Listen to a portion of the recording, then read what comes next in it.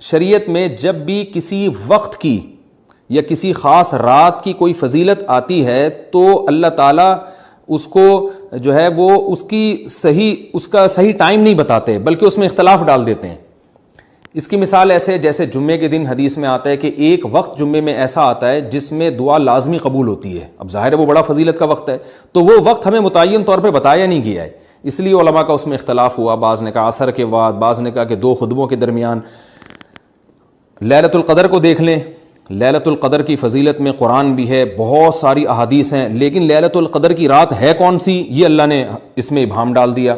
تاخراتوں میں 21 بھی ہو سکتی ہے، 23 بھی ہو سکتی ہے، بعض بلکہ حدیث سے 22ویں رات کا بھی ہونا ثابت ہے، زیادہ امکان 27ویں رات کا ہوتا ہے، تو وہ متعین نہیں ہے۔ علماء نے یہ بیان کیا اگر لیلۃ القدر کو متعین طور پہ بیان کر دیا جاتا نا کہ یہی لیلۃ القدر ہے، تو بہت ساری اس میں جو ہے نا حکمتیں فوت ہو جاتی، جن میں ایک یہ بھی کہ اس رات میں جہاں عبادت کا ثواب بہت ہے، گناہ کا عذاب بھی بہت ہے۔ پھر اگر اس رات میں کوئی گناہ کرتا تو وہ اللہ کے عذاب سے نہ بچ پاتا، کیونکہ وہ اللہ متعین کر دیا کہ یہ لیلۃ القدر ہے، تو کیسے تم اس میں گناہ کر رہے ہو؟ اب معاملہ اللہ نے مبہم رکھ دیا کہ بھئی یہ بھی ہو سکتی ہے تو اگلے دن بھی ہو سکتی ہے۔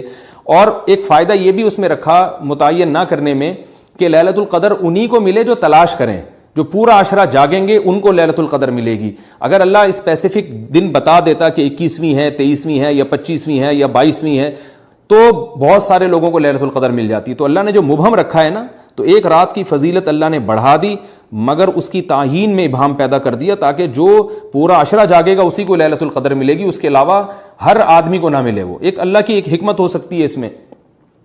تو یہ 2 حکمتیں ہیں کہ اس میں گناہ اگر کوئی کرے تو اس پر عذاب نہ آ جائے، کیونکہ اگر متعین کر دیا جائے گا تو پھر گناہ کیسے تم کر رہے ہو اس رات میں، تو اللہ نے اس میں بھی ابہام پیدا کر دیا۔ جو گناہ کرنے والا ہے اگرچہ وہ بڑا گناہ گار ہے اس رات میں، چاہے وہ رمضان کا آخری عشرے میں کسی رات میں بھی گناہ کرتا ہے، لیکن کم از کم اتنا عذر تو ہے کہ اس کو کیا پتا تھا کہ یہ آج لیلۃ القدر ہوگی۔